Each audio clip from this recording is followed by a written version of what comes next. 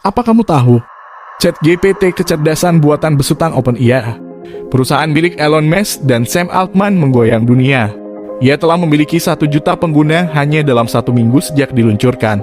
Kehadiran ChatGPT akan mendisrupsi segalanya. Ia seperti bom atom perangkat lunak yang akan meluluhlantakkan dunia yang kita kenal sekarang. Apa aja sih yang ChatGPT bisa lakukan? Bagaimana cara kerjanya? Bagaimana Google dan Microsoft merespon kehadiran ChatGPT? Apa peluang dan ancaman yang ia bawa untuk umat manusia? Temukan jawabannya di video singkat ini. Selamat datang di program kita, Bisa Berkarya. Kita mulai dari membahas apa itu ChatGPT, kemudian mengkaji mengapa ChatGPT bikin heboh kaum profesional dan akademik.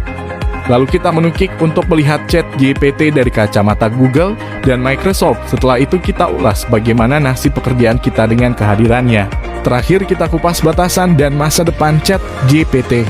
ChatGPT adalah kecerdasan buatan atau AI yang merupakan varian dari Generative Pre-training Transformers. ChatGPT dikembangkan oleh OpenAI, sebuah laboratorium riset kecerdasan buatan yang didirikan oleh Elon Musk dan Sam Altman dan lainnya pada Desember 2015. Mereka membangun OpenAI untuk mempromosikan dan mengembangkan AI yang ramah dan bisa memberi banyak manfaat bagi kehidupan umat manusia. Selain ChatGPT, OpenAI juga membuat Whisper yang dapat membuat sistem pengenalan suara otomatis juga dari yang dapat menghasilkan gambar dan karya seni berbasis AI. GPT adalah model bahasa berbasis neural network. Dia menggunakan superficial learning untuk menghasilkan teks bahasa yang alami. Model ini dilatih dengan memanfaatkan data sebesar lebih dari 40 GB dari teks internet. Kemampuannya terus dikembangkan supaya bisa menjalankan berbagai macam tugas manusia. Model ini kemudian diperbaiki menjadi GP2 dan disempurnakan menjadi ChatGPT. GPT dapat berinteraksi dengan manusia melalui percakapan canggih yang karena berkat ChatGPT kita jadi bisa diskusi sama mesin. Emang secanggih apa sih GPT itu? Apa yang bisa dia lakukan? Ternyata memang banyak kebiasaannya. Dia bisa menjawab pertanyaan apa saja, melakukan pemrograman dasar, membuat analisis keuangan, menulis puisi, menciptakan lagu, menulis artikel, dan esai. Dia juga bisa meniru, menjelaskan, bahkan mengingat apa yang sudah dikatakan kalau ditanya. Dia bisa menguraikan ide-ide dan menantang premis yang salah, juga menolak permintaan yang tidak pantas. Bahkan kalau dia membuat kesalahan, dia minta maaf. Lebih dari itu semua, dia juga bisa meringkas artikel ilmiah, menjalankan fungsi customer service berbasis chat, membuat prediksi dan menerjemahkan bahasa. Dan kalau Anda lagi betah, coba aja deh pakai ChatGPT. Dia bisa menghibur Anda karena dia bisa membuat lelucon. Semua kebiasaan itu adalah hasil dari dataset masif yang terus-menerus dipelajarinya. Ada banyak alasan kenapa ChatGPT bisa bikin heboh. Karena dia bisa mengerjakan sesuatu yang biasanya dilakukan hanya oleh orang-orang yang kompeten di bidangnya. Dia juga menguasai berbagai jenis kemampuan.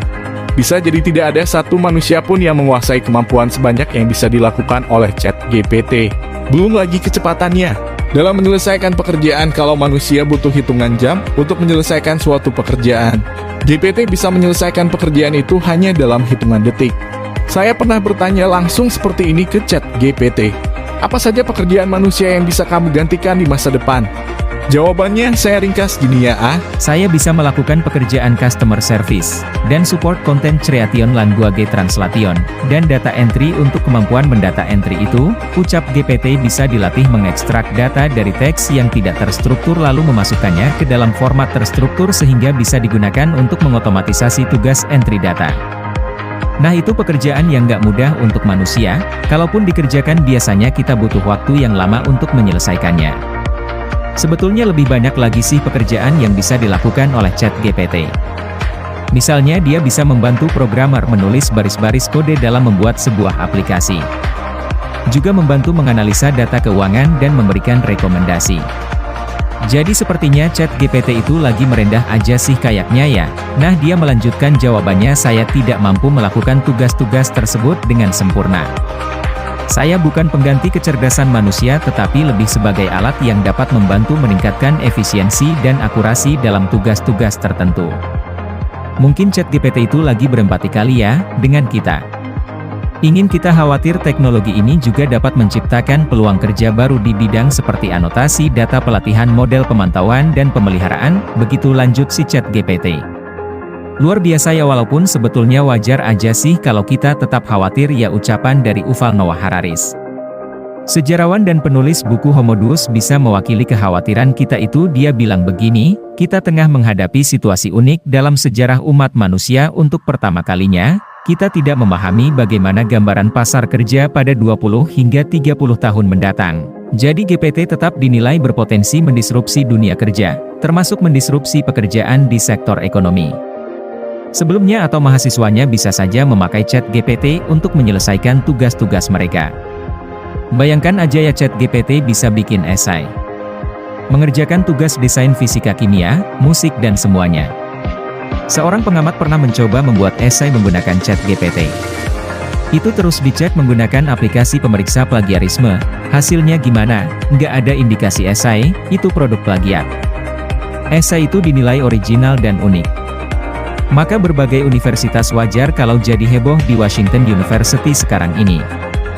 Banyak profesor menghilangkan PR ujian open book juga dihapus karena rentan dikerjakan mahasiswa dengan menggunakan ChatGPT. Sekarang mereka lebih banyak memberi tugas di kelas, membuat makalah tulisan tangan, kerja kelompok dan ujian lisan. Selain itu sekitar 6.000 dosen dari Harvard University Island sudah mengajukan GPT-0. Itu adalah program yang bisa mendeteksi dengan cepat teks yang dihasilkan oleh AI. Salah satu aplikasi deteksi plagiarisme namanya Turnitin. Fiturnya akan diperkaya supaya bisa mengidentifikasi penggunaan AI. Seru ya, AI diciptakan untuk mendeteksi kehadiran AI lainnya. Pertempuran lain juga berpulang terjadi antara ChatGPT dengan Google. Peluang itu bisa dilihat dari pertanyaan banyak pihak, apakah ChatGPT akan menjadi penantang Google? Pengembang ChatGPT ternyata rendah hati. Mereka mengatakan yang mungkinlah yang lainnya bisa menggantikan Google. Mereka menganggap pemakai Google itu udah sangat banyak. Google juga sudah menguasai sekitar 90% bisnis mesin pencari. Selain itu, Google memiliki basis data luas dari situs web yang diindeks dengan berbagai fitur dan alat. Google juga mampu melakukan pencarian berupa teks, gambar, peta, dan lain sebagainya. Mereka yakin bahwa GPT lebih banyak membantunya daripada menggantikan Google.